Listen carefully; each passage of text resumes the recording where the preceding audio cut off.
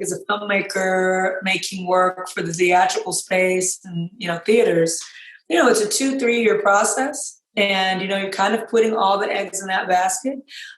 We know that, the theater business is a challenging business, not just now because of COVID and the challenges that's brought, but just generally. I mean, there's been a real cinema segregation that has been decades long when it comes to the theatrical business, that there are simply not theaters in some parts of the country. I grew up in Compton. There's no movie theater in Compton. You can't watch Selma in Selma. There's no movie theater in Selma, right? And so the list goes on. And so when we talk about the kind of pristine nature of theater, of the theatrical experience, we really have to acknowledge that some people are left out of that. So if I'm making work and I want to make sure that it is seen by as many people as possible, I had to really quickly try to look at, what are the mediums and the platforms that allow me to reach more people? And television, blessedly and thankfully, at the time that I was getting into it, was starting to kind of turn a corner in terms of really beautiful, muscular, vibrant storytelling now happening on the small screen. I mean, I feel fortunate and grateful to be making things at this time, but also the possibility to tell more than one story at a time, to have a series and every week you get another shot at it, to have 2 series or 3, or right now we have 7 with 4 more in development, and we're also making films. And so this allows us to really say what we want to say. The thing that does, it's so interesting, is I can say what I want to say, but in different ways so it can be heard by different people. Colin Black and White is really saying at its core the same thing that Home Sweet Home is saying. We're going to reach 2 different audiences. Our animated project Wings of Fire is saying the same thing as Queen Sugar is saying, but those are going to reach 2 different audiences. And what we're saying at its core is, what will it take for you to respect someone else in the same way that you respect yourself? Right? Like, what would it take? And when they see us, I'm going to show you the story of these 5 boys and what was done to them and their families and the disrespect to their lives and the sanctity and dignity of their life.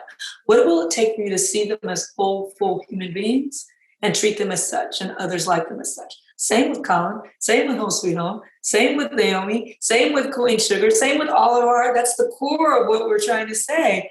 But the beauty of our industry now is that if we're lucky, if we're fortunate, and I count myself among the lucky, we can say that in a bunch of different ways. And I just feel like a lucky star allowed me to be able to make things in this moment.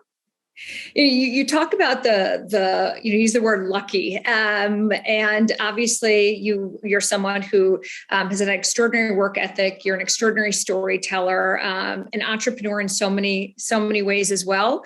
What do you believe is the role of luck in terms of success, especially when you look at your career? Well, I say luck, but that's mixed up with blessings. That's mixed up with destiny and fate and being at the right place at the right time.